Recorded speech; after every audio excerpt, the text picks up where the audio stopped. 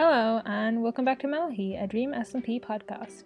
This is episode 11, and today we'll be talking about Not Dream 123, Grey Morality, and some of our thoughts on Tommy's character.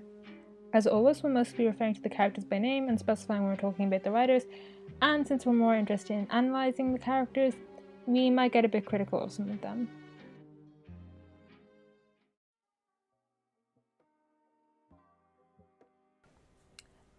Okay, so if you follow our Twitter, you know we asked for suggestions for our topics to cover. So we're going to be doing some of those a bit later, but first we want to talk about some of the recent lore that's been happening on the server. Beats. All the beats, yes.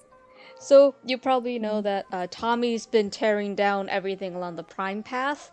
Well, Tubbo's taken advantage of that and has planted massive beet farms on both sides. And also recruiting Sam, Fundy, and Foolish, I think Foolish. Yeah, Foolish. Yep. Puffy is now at war with them because she likes potatoes over beets. Which, honestly, fair. In Minecraft terms, at least, because beets suck as a food resource, but potatoes are pretty good, at least if you bake them. Raw potatoes are about as useful as beetroots. I think they're actually... They're like the same. Potatoes are like one of the worst foods. Well, how good is beetroot soup? So you can make that using beet. I think it's like...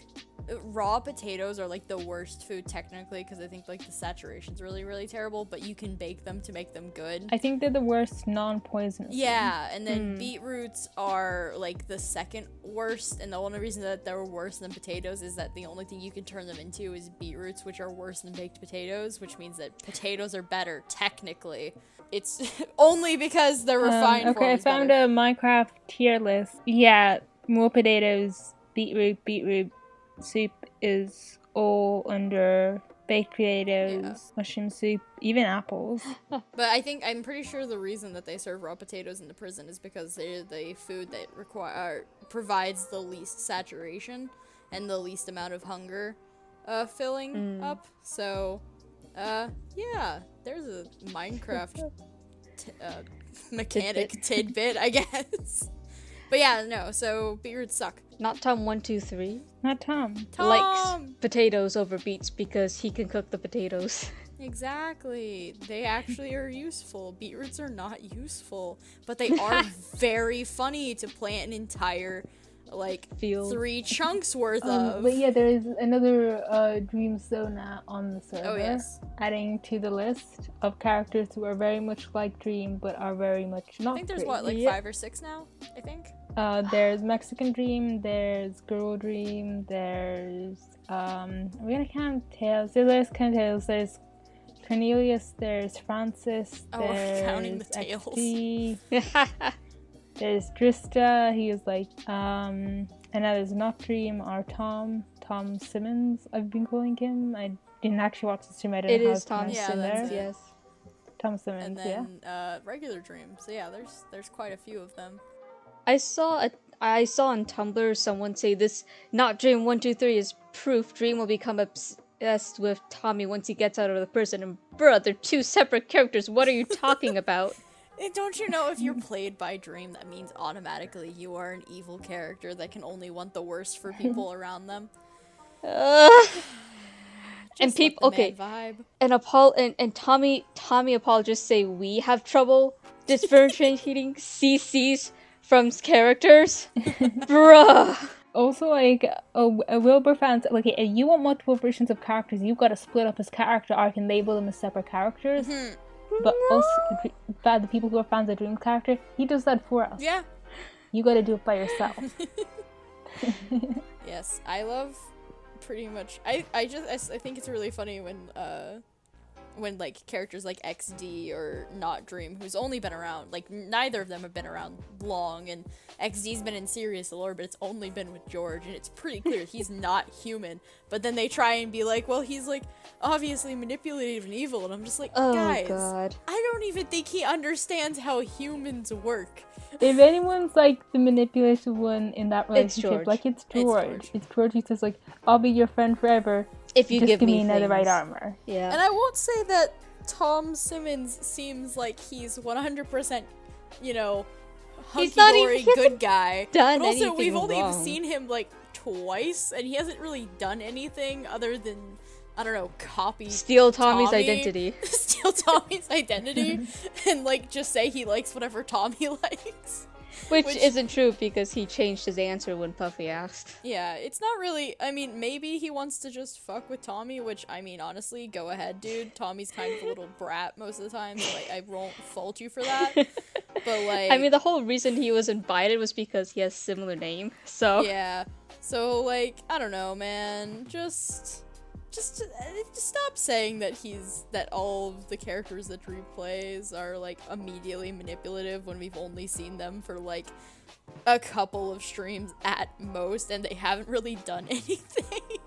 It's like, come on, guys. To be fair, he puts a lot of lore in those couple of streams they show up. True. At least with XD, I mean, not Dream 123 seems mostly like memery for, and you know, just giving Dream a way to actually be on his own server and play. Which, honestly, can't blame him. I think part of it's definitely the fact that a lot of the fandom has very black and white thinking when it comes to characters. Like, it just, like, honestly, it's kind of funny when you see someone saying, like, oh, Dream can't be a morally grey character, just look at X. Like, do you understand that doing bad things is, like, a prerequisite to being a morally grey character? Like, a character cannot be morally grey if they haven't done any bad things. That's sort of the whole point. That's what this episode should just be. It's just a PSA on basic fiction analysis and what morally grey means, or what the actual word apology but people in this fandom take morally grey as meaning, oh, my favorite character did bad things, but they were traumatized and or mentally ill, so everyone should just forgive them and forget everything that they've done. The world doesn't fucking work like that. Actually, what it means is things are more complicated than the villain being like, ha ha, I kill kittens for fun, and the hero being like, I don't know, like, oh, that's God, terrible. I need an example. What's a good thing to do? Yeah. It's yes. like, or, here's one. One time I accidentally stepped on an ant and I cried myself to sleep that night. Yeah. Like, it's not like that. But here's everyone's PSA. It's a little bit like, often I think morally grey can often be like more a case of like framing. Yeah. Like, if you look at something like Avengers, like, they're kind of doing bad stuff. Like, they're being violent. They're doing stuff that harms people, like the whole Endgame thing. They've destroyed where they decide cities to protect. Reverse the snap rather than going back in time and stopping it from ever happening. Yeah. And they do harm to people through that decision. Yes. But it's not seen as a morally grey thing because of how it's framed in the story. But I'm kind of getting off topic there. But yes, so morally grey doesn't apply to actions. Actions can be good or bad. It's the intentions behind the actions that make a character morally grey. So if you stab a man because you want to stab a man, that's a bad, and you're morally dark, or you're probably like, you know, you're evil. That's not good either way. If you stab a man to save another person, that's morally grey, because you're not doing it because you just want to stab somebody. You're doing it to save someone else's life. So actions are not grey, they are black and white. But the intention behind the actions then shade them as being grey. And whether the intentions behind it makes up for the action is a different matter. Yeah, like with Avengers, you have...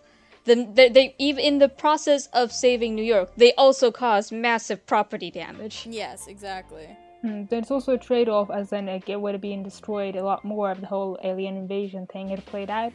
Yeah. So essentially, like, doing bad things to prevent worse. Yeah, and like, I think when it comes to judging a character, you can judge them, like, your personal opinion on them can be affected by whether you think that the actions the motive behind the actions they took is justifiable enough for the actions. I think that's a lot of the reason that, like, Tommy has so many people who were like apologists for him and Dream has less, because with Tommy's character you see very clearly his reasoning for doing what he does, so it's very easy to sympathize with him most of the time. And to, like, go, like, yeah, most of the time. Because, like, you've seen what he's gone through, and you see his reasoning behind his actions, and because you don't get any of that with Dream, like, I think, like, this is what I guess we mean and what like Ranbu meant when he was talking about, like what multiple people have said, what Dream himself has said, he's harder to sympathize with because you don't see the reasoning behind his actions unless you look closer at his character. Yep. I think also because... So a lot of people sort of dismiss those more morally grey aspects of his character because it's not being directly shown to them in the way that Tommy's They can't read subtext. I feel like a big problem of this fandom is that if it is not told to you directly, sometimes even if it is told to you directly by the CC or by the character you are watching, people will not catch any of the subtlety. There is that whole thing where it's like, I can't remember who brought it up, but people seem to sometimes almost trust the characters over the writers. The unreliable narrator! Yeah, it's not the CC's problem. Like, oh, but Dream said that he was just doing stuff for chaos, or because he thought it was fun. He's it's like, fucking liar. No, that's what the character said. Dream, the character, also said to one of his allies instead of his enemies that his goal was to have everyone get along, and that was not a lie since it was confirmed by writer Dream to be the motive of his character. Yes, you. And then people just ignore that and go, oh, but his character only wants chaos and having fun by hurting people. And I know this because I only watch Tommy's stream. You should also judge people based off of that. People can just say things and not mean it, or they judge could them by their actions. Yeah, judge them by their actions. I think there's like, you do have to compare what they say. If a character says something, you have to look at their actions and see if their actions back up what they're saying. Which, like, for me, the example there is always Tommy, because Tommy keeps talking about how he realizes that he betrayed Techno and that he messed up that relationship and that he like turned on him, right? But does Tommy ever do anything to make that better? He still took the axe of peace. He's never returned it. He steals from Techno regularly, and he keeps saying he cares about him, but then he never does anything. I think a major flaw with Tommy's character is the fact that he'll know he's done something bad, but he won't realize what is bad about it. That's true. Like, he doesn't get... He has trouble... Like, he knows people are mad at him. He has trouble empathizing he just doesn't with others. Get what. Yeah, he's a pretty low empathy character, all things considered. It makes him pretty interesting, actually. It makes him especially interesting considering he's usually our protagonist. And it's just one of the reasons it's annoying. It's one of the things that it's like kind of annoying because if he was the protagonist, because I do not see him as the protagonist at all. He's a side character. I guess he's the protagonist of like the Discord arc. Right? Yeah. He's not the protagonist of the SMP, but as a protagonist, he's interesting in how he subverts a lot of common ideas and tropes associated with being the protagonist. Yeah. Like, I don't think anyone would ever look at Tommy's character and call him a hero, because he's not. Unless you're a Tommy apologist. Unless you're Tommy. But even he doesn't like the phrase either, except when it's usable for him. But like, but then you look at characters like Techno, and I think Techno very much more embodies like the typical sort of hero, but a lot of people don't see him that way because he usually ends up in opposition to people like Tommy, which is interesting because Techno definitely fits more of the typical specifically I think opposition to Lamandra. That's true. Because one thing I think is interesting is like, as a fandom's going, like, I wasn't in the fandom, but like I've seen Drew's posts about it during the time of Lamandra, where it was basically a 50-50 split. But because you only get the Lamandra and it seems like as time went on and like you didn't get Dream's point of view anymore and there's more focus on Lamandra and all, people come in with this sort of assumption that Lamandra was always good. Yeah, which it really is. And they don't really look into it behind that because everyone around them is saying, oh, Lamandra was great, Lamandra was good, and that means that Technoblade must be a villain for destroying it, that Dream must have always been evil because he was always against the Lamandra. And then you actually go back and look at the streams. They were assholes. Like, yeah, I'm rooting for them because underdog and because they're being assholes and that's fun. But they are not the good guys, okay? They're like the fun villain. History is written by the victors. Yeah. But the thing is, though, with the SMP is that I feel like now, and I worry about this sometimes, that they've almost cemented themselves so far into that idea, or like they've cemented the fandom's opinions about the SMP and like L'Manberg and Dream and stuff like that so far that if they try and change things and they're like, no, when you really look at it, like L'Manberg was pretty fucked up and we're not the good guys, and Dream, well, not a good person, did have good ideas, or at least can be seen sympathetically, even if it's hard to. And now we've cemented the fandom's opinions about those things so hard that they just deny flat out evidence.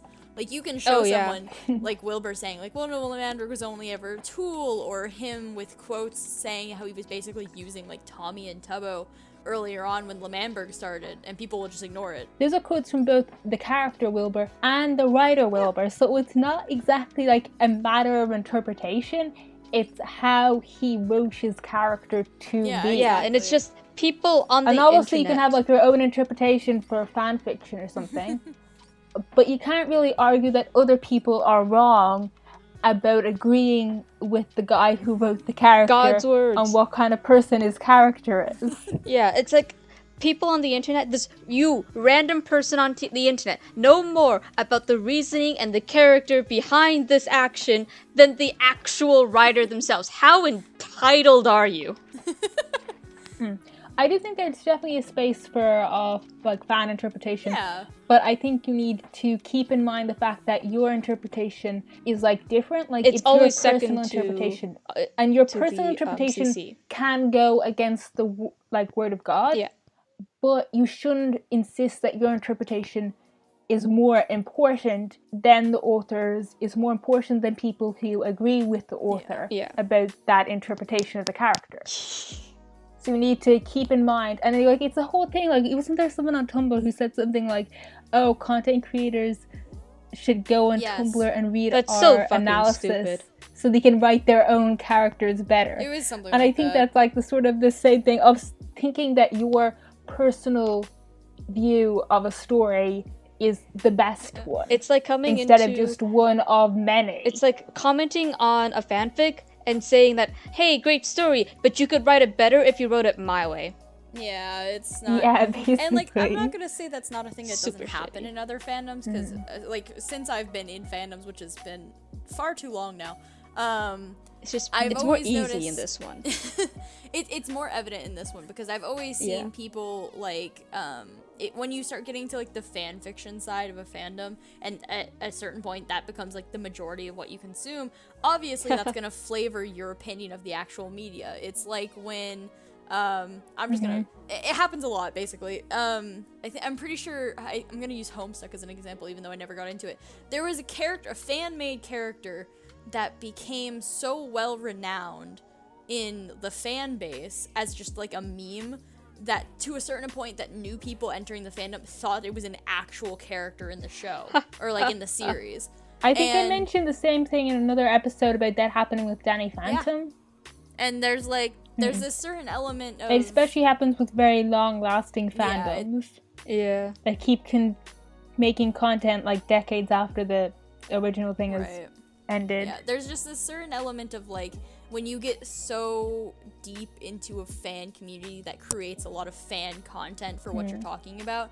Like, and there's canon and fan. Yeah, and like certain things in that fandom are going to become really popular ideas, like the fact that I'm trying to think of some from Dream SMP, like how the general like view of Dream's character as, again, like I said, just doing things for fun. Because I guess if you're just watching for maybe a few points of view, it'll seem that way. Yeah, it's gonna come off like that if you're not looking into his character, and then you're somebody, and it creates like this rift, I think, between people who might be more casual or more focused on other characters, and the people who look at you and they go, "God damn it, you're interesting. Let me peel you apart like an onion and figure out how you work on the inside." I'm trying to think. It's like a fandom idea that just becomes so like spread out that everyone just kind of accepts it as canon, even if it's not something that actually happens. Like like the idea of Tubbo. This is an example that became canon, but like Tubbo having goat horns because it reminded people of Schlatt. That wasn't actually canon, but it became such a common concept that now if you go looking for like Dream SMP Tubbo like fan art, there's always a majority of it has him like Here's sheep. actually one I only found out recently. Dream didn't actually kill Tommy in the final control yeah. room. He hit Tommy once or twice. Well, he hit Tommy, and then Tommy tried to ender pearl out, and he killed himself by trying to do that. Exactly. So while technically his death was caused by Dream didn't actually directly kill him. And I had no idea because all the fandom depictions of that, It was him killing Tommy. it's all that's a good example. it's all him killing Tommy. It's something that people say is canon, or like it doesn't start as canon. It starts as like people being it's like a rumor mill basically. Like one person says something and then the next person And so I think passes it's especially it along. bad in this fandom because of the amount of content. Like I've seen very little odd stuff from before I started watching. I've seen like a good chunk of it, but most of it is just clips, and I've probably missed a lot of smaller bits, or bits that were like one moment of lore in the middle of a really long stream. Yeah. Like I've only seen like the highlights basically of most of season 1. And it really messes with people's like character interpretations, because like one example is, I know with like Technoblade, is that during the Pogtopia arc, a lot of people say that like he was never clear with the Pogtopians about his opinion. He never said He anything, was which very is clear. very blatantly he not was the just, case. like, He mentioned constantly- it multiple times to them that he was like, anti-government and that he was there because they were starting a revolution, and that was the reason he was there, and he was anti-government. And also the Pogtopians like went out of their way to only ever mention establishing themselves back in charge of L'Manberg when he wasn't around. So Yeah, when he was around, they were always like, take back L'Manberg. And some people, like, take back L'Manberg is more like, this is where it's like our home, we want to take it back from the government. Yeah. And that's what it's going to sound like to Techno, who knows they called him in because he's an anarchist and he doesn't like governments. Like, did he even know the election was a thing? Like, honestly, like, I actually don't know that. I might want to go and check the VODs, because I do not actually know if Technoblade knew that the election was a thing that happened. I don't know. Or if, as far as he knows, Shat was elected and he just decided to exile Tommy and Wilbur because he disliked them. Maybe, I don't know. Yeah. Like, did he know that Wilbur was... Like, obviously he didn't know that Wilbur was planning on, like, creating an election where he was the only person he could vote for. But did he even know that Wilbur was president before? It's think- all very unclear what he knows. Did Wilbur... Like, we know that Wilbur said to Technoblade that, like, he was on his side for anarchy, but, yeah, I don't know. Snowy, what were you saying Like, about if- exile? So, you know how Tommy goes and visits Techno, and everybody talks about how it's a case of miscommunication between Tommy and Techno not being clear about what their intentions were. Actually, that's not true. Techno was extremely clear about his intentions. Tommy There's just a wasn't whole listening. scene where Technoblade says, I want to destroy L'Manberg. Would you like to help me since they exiled you? Or would you prefer to sit out of it? Yeah. And Tommy says, like, okay, I'll join you. yeah. And then the very next day, he goes, actually no. Yeah. I've decided that the people, like the government who exiled me, is actually more important Yeah, and like, than the agreement I made with you. Also, by the way, I'm stealing your axe that you gave to me as a sign of trust. I see absolutely nothing wrong with this. you can tell he's just not listening to anything Technoblade says. Every time Technoblade talks about something Tommy doesn't like, he changes the subject and he ignores what Technoblade says.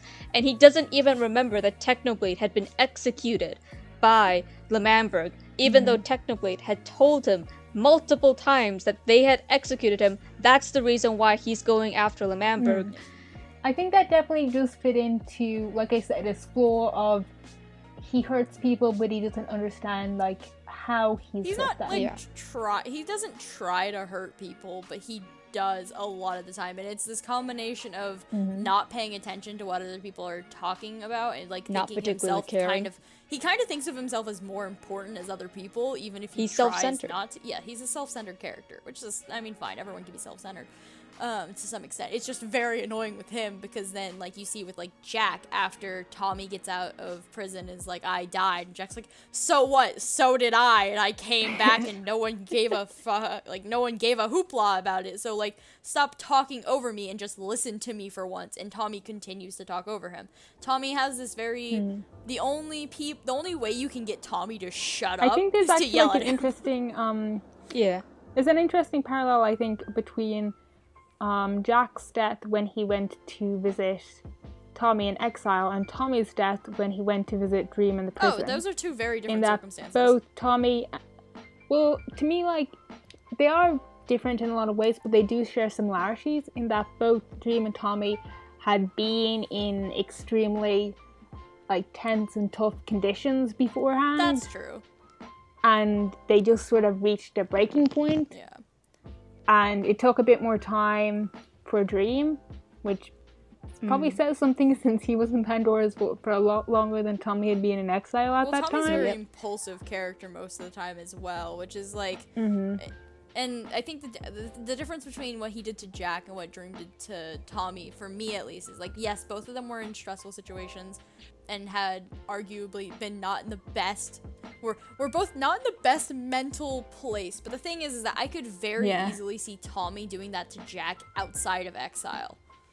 That's the difference. Like, I don't see Dream purposefully killing Tommy like that if he wasn't in the prison. Like, Dream doesn't like Tommy, and that's completely understandable. Tommy's kind of a brat, and he's caused a lot of problems, so I can understand why he wouldn't like him.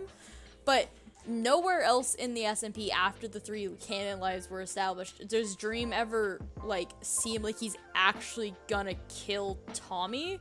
Like, he never, and even, like, during the finale... And even with him threatening to kill Tubbo, like, that scene is very interesting to people who believe he wanted to be put in prison to unite everyone against him, because he keeps hesitating, like, he keeps stalling basically, and during that scene, almost as if he didn't actually want to kill Tubbo, which lines up with this whole thing. Like, he knows that Tubbo is a sleeperage over Tommy, but he also is smart enough to know to never give up your leverage, so why would he kill Tubbo without a very good reason to do it? So it's illogical for him to do, and there's the fact that he seemed like he was stalling. There's just, whenever Dream is a malicious character, it seems to always be very intentional. Like, it serves a greater purpose other than him just doing it on the fly.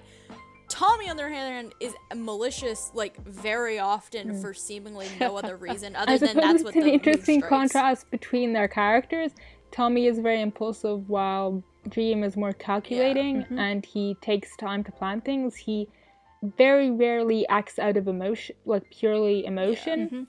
And the times that he has been very few. Stuff like the spirit speech or killing Tommy in prison, they've both been times when he's been pushed, and even then, with Tommy using his dead horse's remains against him, with Tommy killing the cat that he cared about, and telling him this is what happens when you love things. How do people not understand the cat is canon? Like Ryder Dream said, one of his main character traits is the fact that he's very reserved. He doesn't act on emotion. And even... But seriously, like you were saying, like, how do people not... Like, he literally stood in front of the cat to take punches from Tommy so that it wouldn't get hurt. Just because it wasn't meant to be there doesn't mean it's not canon. Like, what do you think improv is? Yeah, like, they had logged on before. Yeah, if they didn't want it there, they knew the cat was there. If they didn't want it there, they could have just killed it. Yeah. And I'm betting, like, because we know that the decision to have Dream kill Tommy was actually, like, a really last-minute thing. So I'm betting they logged in, saw the cat there, and Tommy was like, hey, Dream, I have an idea. What if your character gets attached to this cat that teleported? I don't even think it was an idea. And then my character goes and kills it because he's a jerk. See, no, that's the thing. And then you kill my character. I don't think they talked about it. I don't think they planned that out. I think they just sort of, like, they knew where they... I think that's the thing with Dream SMP, though, is I don't think they planned it out like that. I think they know where they want to go, and in this case, it was... Like, I'm pretty sure they've said before that the idea for Dream to kill Tommy came up, like, last minute before the stream started. Yeah. But it wasn't... I don't think that they, like, planned it out, like, oh, well, the reason why is the cat. I think it was more so... It was just going to be them in the room. They know where they wanted it to end up, and it was just building things towards that point, because they're very good at that, and I think that's always been sort of the style for the SMP. My theory has always been that it was meant to be Tommy, like, their generic plan was, like, Tommy goes into prison and destroys something that Dream cares about in the cell, and then I don't know what was going to happen before they decided that Dream would kill Tommy. Maybe he just does something that scares him or hurts him. Maybe. I don't know what they were planning before that. It's hard to theorize about that stuff. The reason this is my theory is because the thing, a clock drops, and my theory is that before the cat teleported in, it was going to be the clock. That could have been. Because they established very much that the clock was something Dream cared about. I mean, it wouldn't have been hard for them, even if they didn't, like, plan it out as much as just being like, well, something's gonna happen that Dream's attached to, and Tommy's gonna ruin it somehow, or something like that. It's not hard to put Tommy and Dream in a room and have their characters get angry at each other, because there's enough baggage for both of them, and just, like, the way they play off of each other that, honestly, Tommy could have probably done anything, and they could have gotten it to a point where it was reasonable enough that Dream would kill Tommy over it, because their characters just flat out don't get along. The cat wasn't all of it. There was also the fact that Tommy was insisting that the revival book wasn't real. And that's what you want to do. Tell the person that the one thing keeping him alive is not real and that you think he's a liar. Like, that's not I gonna think it was spark a reaction, mix buddy. of being, like, shaken by the cat's death, very angry at Tommy, and then the fact that he was saying that he was lying about the thing keeping him alive. I think those are the main factors that led to Dream killing Tommy in the prison. Yeah, probably. Pretty much. I mean, I don't really blame him. If someone killed my cat in front of me, I would get pretty Honestly, pissed off I'm as well. surprised he lasted a week. Honestly, yeah, like, we don't talk enough about how patient Dream was with Tommy in the prison. Like, I know... He listened to in everything general, Tommy asked him. Like, emotionally, you're gonna have, like, the majority of people, I think, would have greater emotional reaction to seeing a cat die in front of them, to seeing, like, an annoying teenager die in front of them. Like, everyone knew Tommy was going to be coming like, back. obviously, like, one is worse than the other, but just in terms of, like, basic emotional... I have little attachment to this annoying gremlin child. I have major attachment to this Minecraft cat. I have... Yeah, and, like, no emotional investment It's just always easy to get attached to animals.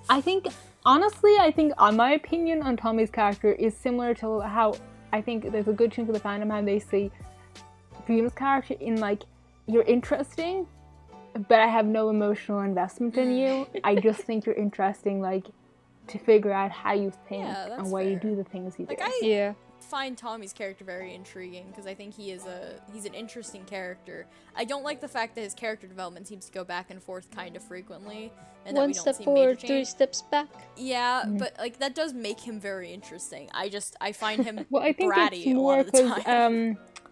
Sparrow actually made a post about this recently. Like, he hasn't really changed. He's kind of just got traumatized and then recovered from that trauma.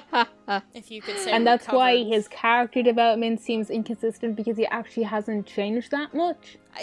It's just his behavior changed due to trauma. So it's more like 3 steps back, 2 steps forward, 3 steps back. Yeah, actually, that's a very good point, because, like, a lot of the stuff that Tommy does, he still does the same stuff. Like, he's still kind of an asshole to people. I think he even had a stream where he realized, like, I've been too nice to people lately. Like, I'm actually, like, apologizing for things and, like, asking permission before I think if I should steal something. He's like, that's not how I should do. I should just steal shit again. And it's just like, he hasn't actually, like, changed as a person. He still wants to do all of those things. The only difference is that now he thinks slightly twice about it just because he knows that repercussions will come from it. It's not because he's actually changed to become a better person. It's just because he's learned to fear consequences. And that's not... Like, that's a character development, I guess, but it's not a good character development. Yeah. It's like, It's like, it's character development, it's just not positive character development. It's not positive. Nothing on the SMP is positive character development except for either. It's more Technoblade. just kind of like, he's moving ahead in a straight line, essentially. Yeah. And sometimes he jerks up a bit, and sometimes he jerks down a bit, but mostly he's staying on that straight line that he's always been on. Yeah. And it would take a big change to get him to go either up or down significantly. Yeah, on Sparrow's analysis, he mentions how Tommy's never had people he trusts tell him off for doing the things he does, and that everyone who does tell him off has always been someone that's hurt him in some way. Yeah. But the problem is that the people he trusts are yes men, first off, and second off, they're not, even if they tell him off for doing something, how likely is it he's gonna listen? To them. Yeah. Because Technoblades told him off for doing stuff, and he's not listened. Even when they were still friends. That's why I think it might be interesting to have an arc with Tommy and Tubbo. Yeah. Where they like are opposed again, like they were at the start of Exile arc. Because if anyone could get through to Tommy, I think it would probably be Tubbo. Yeah. Tubbo's kind of given up on that, I'll be honest. I think Tubbo's gaining a little more of an independent streak from Tommy though recently with Chester and Rambu, because even when Tommy was like saying like, well, you guys should help me with Fort Big with me and Wilbur's thing, Tubbo and Rambu were both like, yeah, we kind of have our own problems with Quackity. Well, we can't help you. I'm sorry. It's like, so But he's kind of gaining an independent streak. If Rambu gets all his memories, and it's like Ender Walking Rambu, it has Steal back his backbone from Ender Walking Rambu. steals back his back, and yeah, that's a good quote. A The thing I've always thought about Tommy's character that always like annoyed me is that like he's kind of like your typical like privileged kid in the sense like he thinks that he knows what's good for him and he doesn't want to listen to anybody. And I think the thing that I've always thought that he needed was just like a strong parental guidance. Like he needs someone who's an actual like relatively civilized adult to just tell him off when he does dumb shit. And when I was first getting into the fandom during character Pogtopia, Tommy and character Connor Eats Pants adoption. Oh god. But like when I was first getting into the fandom during the Pogtopia arc, I always thought was like, you know, it's kind of sad that Wilbur's going off the deep end and was because I feel like Wilbur's the only mentor figure that Tommy's had that he actually respected enough to listen to.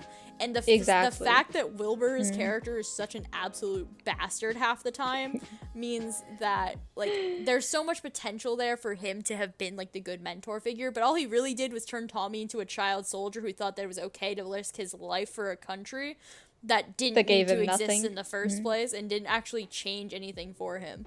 So it's like Wilbur could have been that good mentor figure, and I don't think that anyone else that has tried to be that person that like taught Tommy what was right and what was wrong has done a good job. Because we had Dream, whose method was to put him in exile away from all his friends and then just turn him into basically a puppet that would do anything he says, which no, obviously that's not good. We have Puffy, who excuses just about anything he does until it personally affects her because he's a child. You have Sam, who could have been good if it wasn't for the fact that Sam's morality is so fucked up and bent around the concept and the fear of keeping Dream in prison that he'll willingly let Tommy die in order to do it.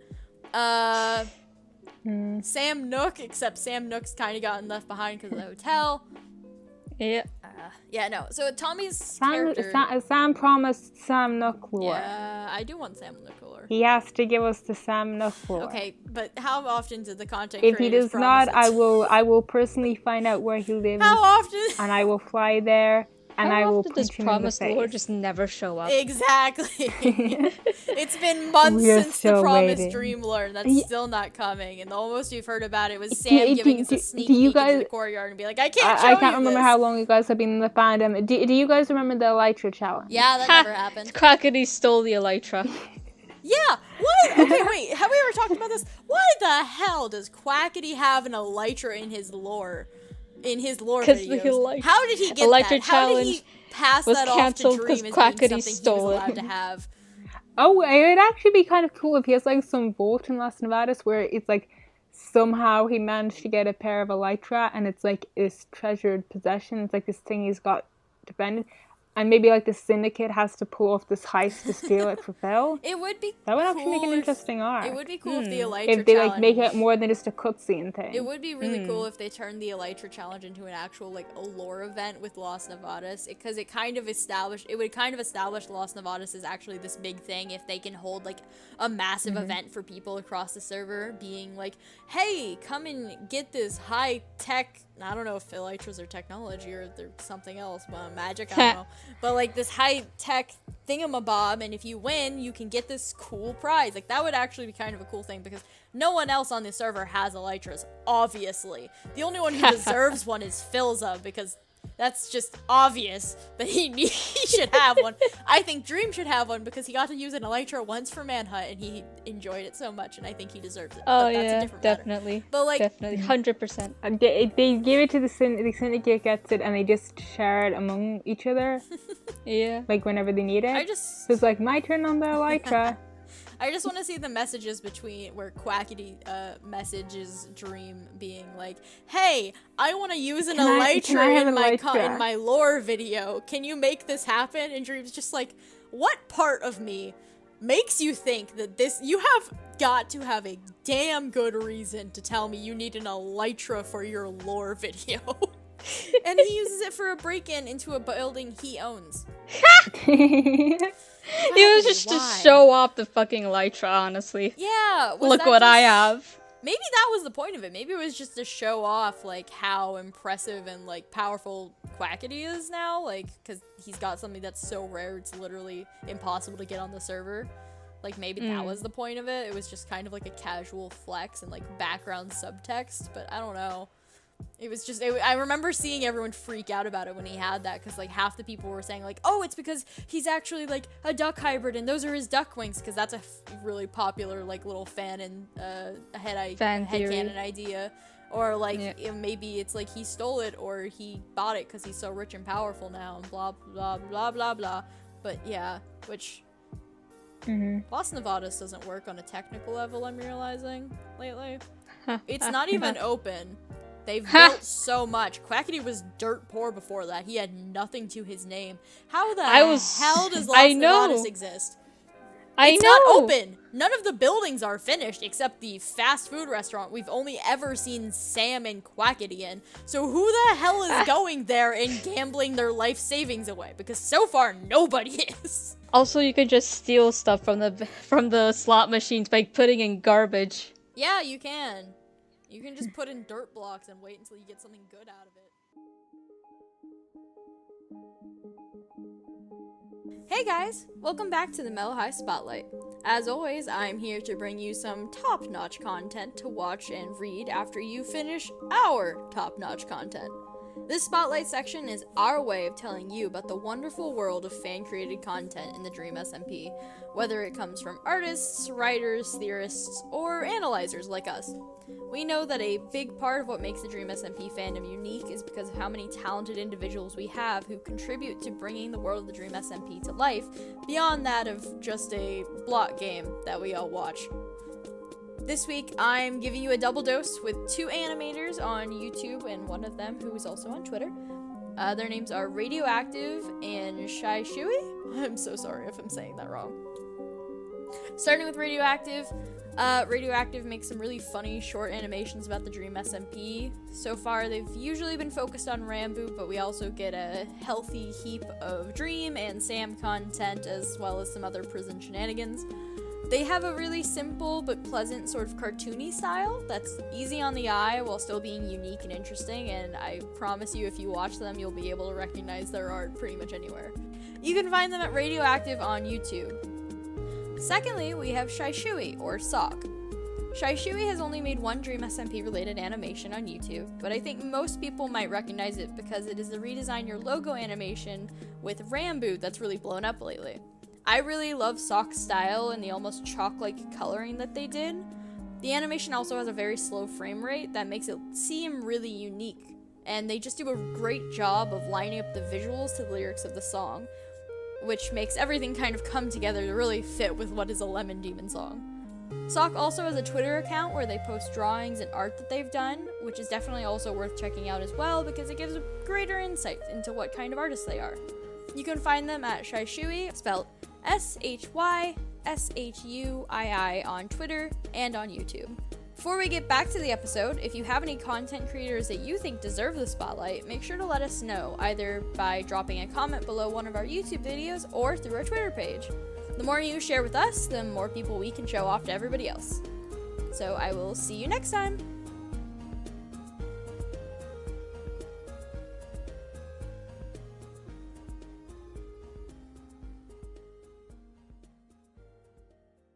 Obligatory plonk mention?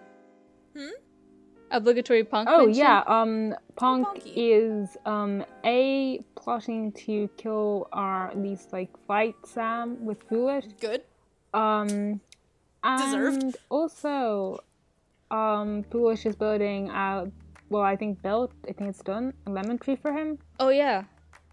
I don't think Oh, it's the the lemon first tree. lemon tree Foolish is built. It's the first one Foolish is built, isn't it? It's gonna It's get burnt down, implied. so does it really matter? It's implied in one of the books Punk got from his ancestor thingamajig from the village that went mad that Foolish visited the village and helped with the lemon tree. Oh, right. I forgot that's That's part of interesting. that. I forgot that. I mean, they're all gonna get burnt down eventually, anyways. Which isn't that why Punk wants another one? Is because he wants something that people will burn down, so he has a reason to actually fight people and like harass I think them. so, actually. Wasn't that like his part of his thing? He's a little was that he's, pissed and he's got no reason to actually fight people. so he's making an excuse for people. Oh no, Punk. Punk's gonna start another 3 wars. Except now there's not gonna be anyone to You know how the Discord started? The lemon tree conflict. Yeah. The lemon trees sparked some of like the first initial war. Like it sparked the Discord and like some of the pet wars in the original, like the very beginning. I always find it kind of funny when people say that because technically, I suppose I did. Like it was a continuation of the conflict. But what honestly started it was just like Tommy and Sapnap walking down the Prime Path and going like, "Oh, Let's kill we Dream." should kill Dream." And then Dream comes up to them, and then they kill him. Yeah.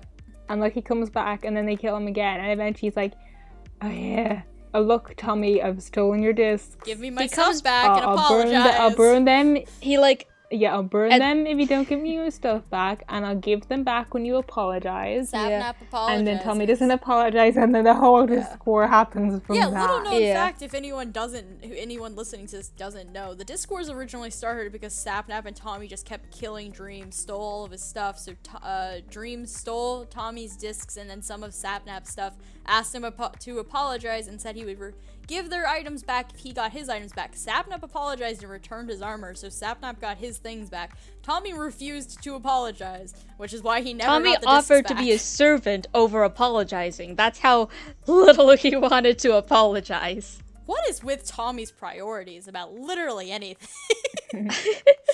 They're just so fucked up, man. Man has Like- to think for 5 minutes about whether he wants his friend to die or if he wants 2 scraps of vinyl. Yeah, sure, sentimental value, but you can always get another disc. You can't get another Tubbo. Like, the reason the discs even matter is they only matter because he's friends with Tubbo. Yeah. Like, that's basically Yeah. it. Like, obviously one is gonna be worth more, even if you're just going on value to you. Because if Turbo dies, all the discs are gonna do is remind you of Yeah, him. like, Make you feel bad. oh, Tommy, you were a messed up little child. Like, even if you're taking morality out of it and just going by pure, like, selfishness, like, one thing is clearly the superior choice. It's like, the whole point of the discs being valuable is the memories he has of getting them with Tubbo. What's the point of the memories if you no longer have Tubbo? Like, buddy, you can Bruh. think this out. I know you're low empathy, and I know you have a hard time understanding other people, but death and murder is not so hard to understand as being a bad thing. He knows stealing is bad. He does it anyways. Oh yeah, he just doesn't care about that, which fair. No one really cares I about mean, to be stealing fair, on the stealing SMP. is fun. Not But yeah, anymore. stealing's just a guarantee on the SMP at this point. And like even when it was one of the original rules, I'm pretty sure someone asked Dream about it when they first joined, and he was just like, "Yeah, just don't steal anything." I think he told Skeppy, he's like, "Yeah, just don't steal anything too important." Yeah, like name And Skeppy tags, was- meh. A single Yeah, item. So like if you're stealing like blocks and like just like random tools that people left in a chest, that's probably fine. If you're stealing taking people's netherite- pets or like their full set of netherite armor, then yeah, you're probably gonna get smited at some point by someone. So like, oh man, the original like SMP rules were always kind of loose, but Yeah. even then it was just like, you know, just basically be respectful towards other people. You know, Which don't, Tommy isn't. You know, you can It's always build kind like of funny dirt when people are pillars like, random places, but the Manberg was against Dream because he was a tyrant. Like, he there is barely enforced his nothing own rules, that man. I know. There weren't any rules Yeah, like, that they were what against. exactly did he do that was tyrannical that wasn't either A, right or Dream, enforcing the rules of the server, which isn't the same as a character, B, him annoying Tommy, or C, something that everyone else also did. Yeah. It's like, Like, he was chill with the start of L'Manberg. Like, it was originally Sapnap and Tommy. He wasn't Sapnap even and there. Tubbo that were against them. And he only got annoyed when they started putting up rules and saying, oh yeah, we're banning half the only server Europeans allowed in. from this area. None of you guys are allowed to come in. None of you guys are allowed to build. Oh yeah, Tommy and Tubbo aren't even allowed to be dual citizenships. We don't have that here. If it wasn't clear to our listeners, we are firmly on Dream's side when it comes to the original L'Manberg and Disc War conflicts. However, after Pogtopia and Exile begins, it becomes a lot murkier about whether he is a good person, because he's clearly not anymore. But those original days, we hate L'Manberg.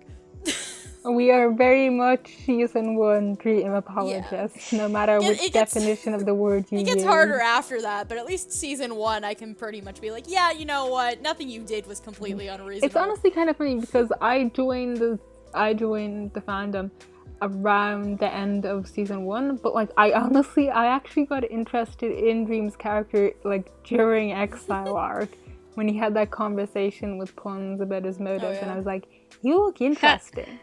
You look like a complicated villain. I am waiting for the catharsis of Rambo. I like that on my being fictional friends characters. of Dream. We have sat there listening to him talk shit about Dream for so long. Even when he doesn't have to talk shit about him, he just brings it up anyways. Bruh. Oh man, that's... I didn't think about how funny that's going to be of Rambo having been like constantly like just like, I don't trust Dream. Dream's the only one who can't. The true test of the Ron. He's gonna wake up and go, what the fuck was I talking about? He's gonna wake up with all his memories and be like, ooh, oh, I shouldn't have said some of that stuff. That's a bit harsh. He's a cool dude. Like, yeah, what the fuck was I on? Give me one sec. The true test of the Ron apologist is probably gonna be that reveal. Oh yeah. Oh, yeah, actually, no, he's just buddies with Dream. Didn't Rambo, they're just like, buddies. content creator Rambo said that he's making a character that's gonna be hard to be an apologist for? No, that didn't actually happen. That was a rumor. No, did he not? I know he said that, like, I know he's made a few, like, smaller comments about, like, how it's gonna be, he's gonna, because I remember, like, I used to watch, like, every single stream he did, but, like, I know he's made at least a few comments that weren't that exactly, but kind of had that sort of tone of like, I think it's gonna be interesting. People are probably not gonna like my character as much as they do now. I think is kind of what he went along with the idea of like Enderboo is, you know. Yeah. Sadly for him, he hasn't gotten to like enact that. So all we got right now is people being why like, "Oh, do poor people baby." still think that Ender walking around was like mind controlled, or just what people know. say? We've literally seen him on screen being like a persuasive. We've seen him just talking to Phil. Like he is and foolish. Like canon Ender walking Rambo and Fan and Ender walking Rambo are just completely different characters. He's not a mindless drone. He's not sleepwalking. He is conscious and active. And Rambo has canonically confirmed that he is Rambo, but with all his memories. It's just Rambo. It's not a different person. It's like waking up after having gotten blackout drunk. And also, anyone who says that Enderboo is gonna like kill Michael and Tubbo, I want to know what kind of crack you're smoking. It's not gonna happen because Rambo could never kill Michael. I think like a lot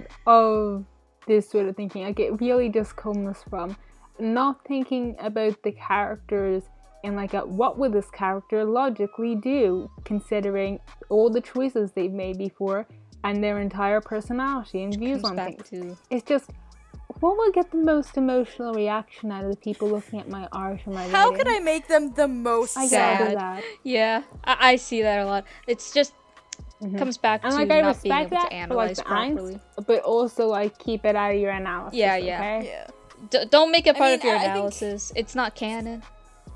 There's something distinctly fandom about, you know, getting attached to a character and deciding that, you know what, I'm just gonna ruin their life as much as possible and make them the saddest person in the world. You think it doesn't happen to Dream apologists? Oh boy.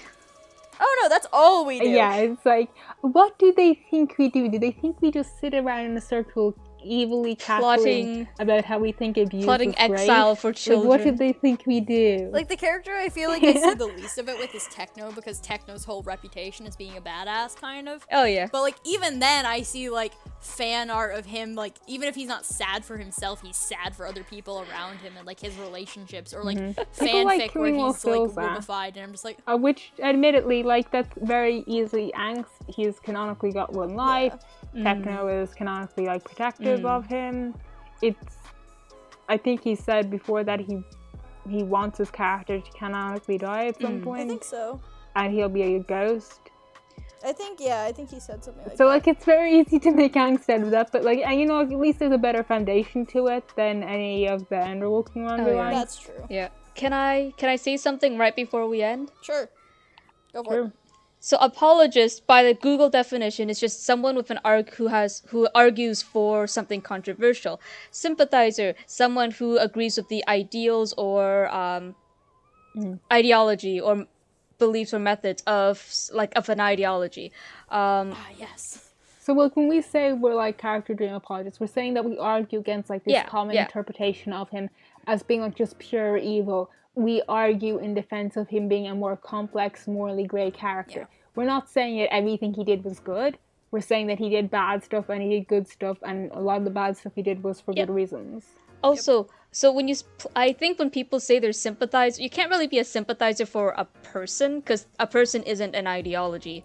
I think they mean to say they're sympathetic for that person. Yeah. So, like, know your words, know your definitions. The fandom definitions fucking suck. And also very difficult to understand because you don't have proper definitions anywhere. I'd rather people use, like, proper Google definitions, honestly. Yeah, alrighty. Well, that's it. That's all I wanted to say. Spread that knowledge. Bye!